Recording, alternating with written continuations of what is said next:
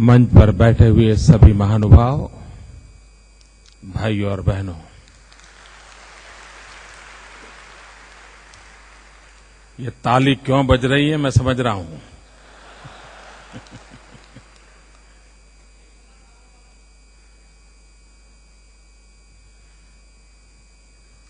मुझे आज सुबह से कई लोग फोन कर रहे थे, नरेंद्र भाई आप हिंदी में बोलिए या गुजराती में बोलिए, हमें सुनना है।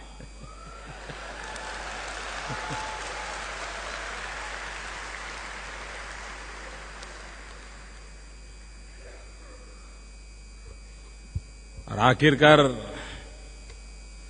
जनता की आवाज को सुनना ये नेता का जिम्मा होता है।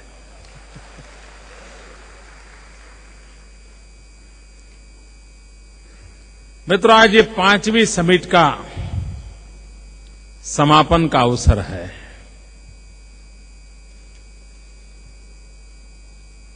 इसके साथ साथ ये अवसर 2013 के लिए 12 जनवरी का निमंत्रण देने का भी अवसर है।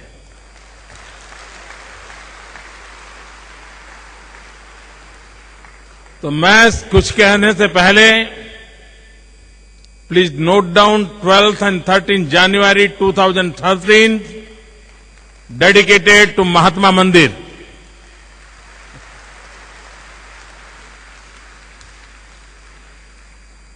This is kind invitation from the Gujarat. –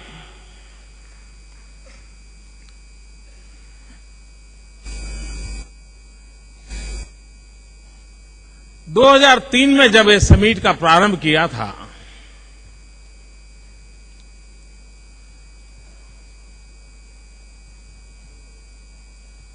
तब हमने अहमदाबाद के टैगोर हॉल में इसकी योजना की थी और बड़ी शंकाओं का माहौल था, आशंकाएं पैदा की जाती थी, आलोचना भी होती थी। और एक छोटे से रूप में उसकी शुरुआत की थी। मुश्किल से 60,000 करोड़ रुपए के एमओयू हुआ था, लेकिन उसको भी बहुत बड़ा सक्सेस बाद में माना गया था, बहुत बड़ा सक्सेस माना गया था। मित्रों, आज 2003 की वो समिट और आज 2011 में अन्य राज्य के लोगों ने अपने राज्य में इन्वेस्टमेंट के लिए यहां जो समझौते किए हैं, उसको भी मैं उस 60,000 की बराबरी का देखता हूं। उस 60,000 से प्रारंभ हुई यात्रा 2011 आते आते 21 लाख करोड़ तक पहुंच गई। मुझे जो मेरा सपना है कि इसी महात्मा मंदिर में आने वाले दिनों में हिंदुस्तान के हर राज्य के लिए कुछ न कुछ करने का, देने का, हाथ मिलाने का अवसर बढ़ता जाएगा।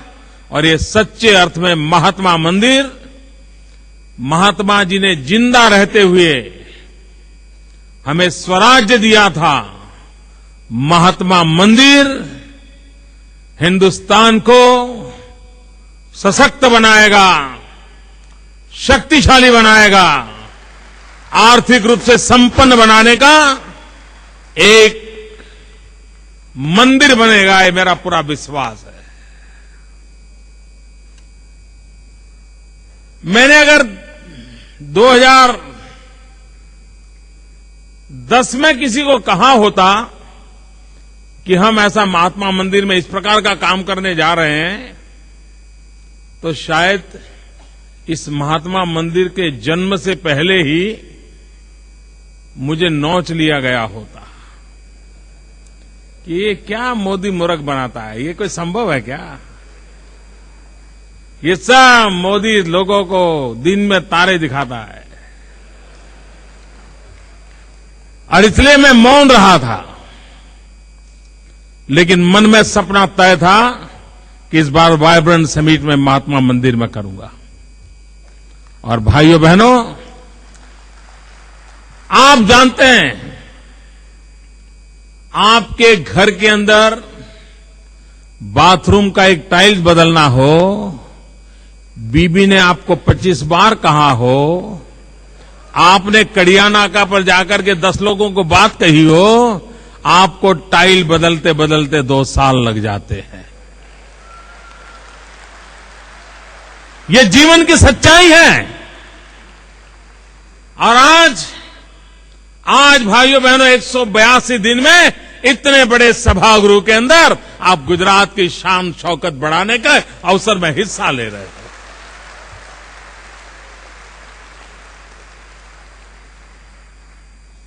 लोग कहते हैं मोदी सपने देखता है। मोदी सपने देखता नहीं है, मोदी सपने बोता है। और मैं 5.5 करोड़ गुजरातियों के दिल दिमाग में हर दिन एक नया सपना बोने की कोशिश करता हूं।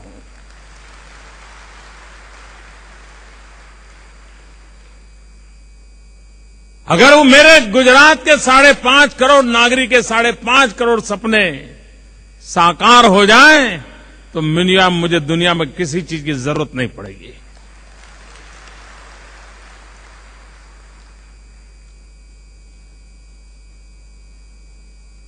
आज पूरे देश में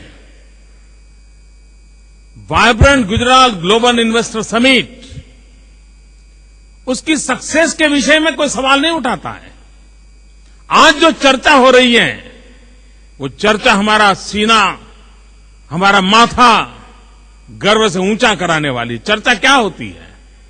चर्चा ये होती है, हिंदुस्तान के सभी राज्यों ने भी और भारत सरकार ने भी ये गुजरात जो कर रहा है, ऐसा ही करना चाहिए।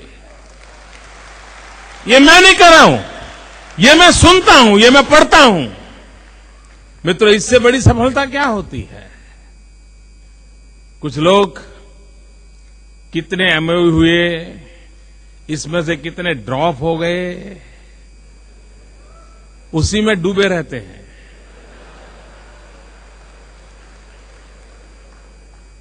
मैं मेरे गुजरात की चिंता करने वाले महाशयों से कहना चाहता हूं,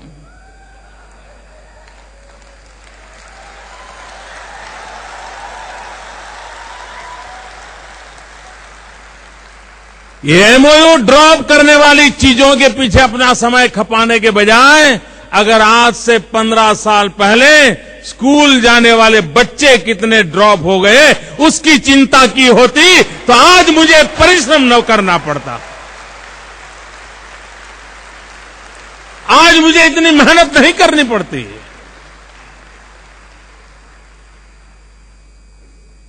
भाइयों बहनों, हम विकास की नई नई ऊंचाइयों को छूना चाहते हैं। लोगों के लिए 21 लाख करोड़ रुपयों का इन्वेस्टमेंट, ये अपने आप में बड़े आनंददायक समाचार होंगे। कल हो सकता है अखबारों के पहले पन्ने पर इस घटना का सौभाग्य होगा जन्म लेने का।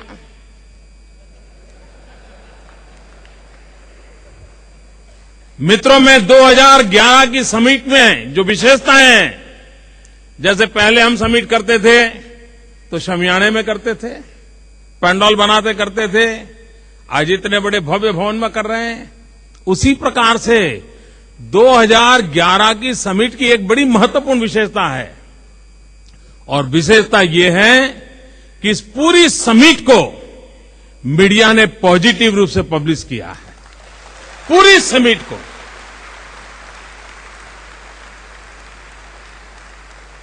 और इसलिए मित्रों, ये गुजरात की भलाई में सब लोग जुटे हैं, इसका ये उदाहरण है। सब चाहते हैं गुजरात आगे बढ़े, इसका जीता जागता उदाहरण है। भाइयों बहनों, 21 लाख करोड़ रुपया गुजरात के विकास के लिए खपने वाला है। लेकिन मेरा ध्यान एक बात की ओर जा रहा है। करीब 7,936 जो एमओयू हुए हैं, उसमें करीब 55% जो एमओयू हैं, वो small and medium scale industry के लिए है। ये सच्ची ताकत है।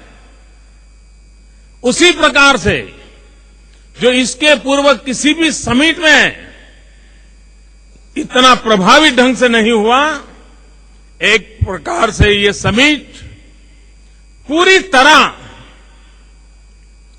अनेक नए आयामों को स्पर्श कर रही है। पहली बार रतन टाटा जैसे व्यक्ति भी गुजरात की विकास यात्रा में कैसे मुद्दे लेकर के आए हैं। उन्होंने कहा, मैं रूरल ट्रांसपोर्टेशन में मूड़ी लगाऊंगा, पूंजी लगाऊंगा।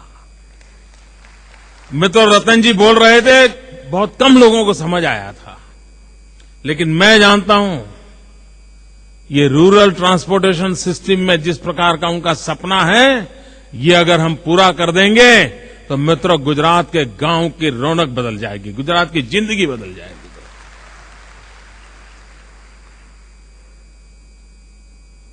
मित्रों, हमने नॉलेज के लिए इस इवेंट को प्लेटफॉर्म बनाया था और उसके पीछे हमारी मकसद थी नई पीढ़ी नॉलेज, टेक्नोलॉजी, इंफॉर्मेशन टेक्नोलॉजी, दुनिया में चल रहे नए मैनेजमेंट की दुनिया, ग्लोबल इकोनॉमी के रूल्स एंड रेगुलेशंस, अगर हमारे गुजरात की नई पीढ़ी इन चीजों से परिचित नहीं होगी तो इस बदलती हुई दुनिया को वो कोप अप नहीं कर सकती। हम एक ऐसी पीढ़ी तैयार करना चाहते हैं और आज वो जमाना नहीं है कि उद्योगकार का बेटा ही उद्योगकार होगा। गरीब का बेटा भी मौका मिल जाए, मेहनत करे तो बहुत बड़ा बन सकता है। उसको ट्रेनिंग होनी चाहिए, उसको नॉलेज मिलना चाहिए, उसको अवसर मिलना चाहिए और उसके घर के पास होना चाहिए। वो यहां से कनाडा जाए, ऑस्ट्रेलिया जाए, अमेरिका जाए और पढ़ाई करके आए, उसके लिए सौभाग्य सबका नहीं होता है। उसको डोर स्टेप पर चीजें मिलनी चाहिए और इसलिए हमारी कोशिश ये थी। और आज इस बार समिट में 400 से अधिक जो एमओयू साइन हुए हैं और मेरे लिए वो सबसे बड़ी महत्वपूर्ण घटना है। महत्वपूर्ण इसलिए घटना है कि हमारी युवा पीढ़ी के भविष्य के बीज बोने का काम इस एमओयू के अंदर रहा है। उसी प्रकार से जैसे ये युवकों की भलाई के लिए एमओयू हो रहे हैं, आने वाली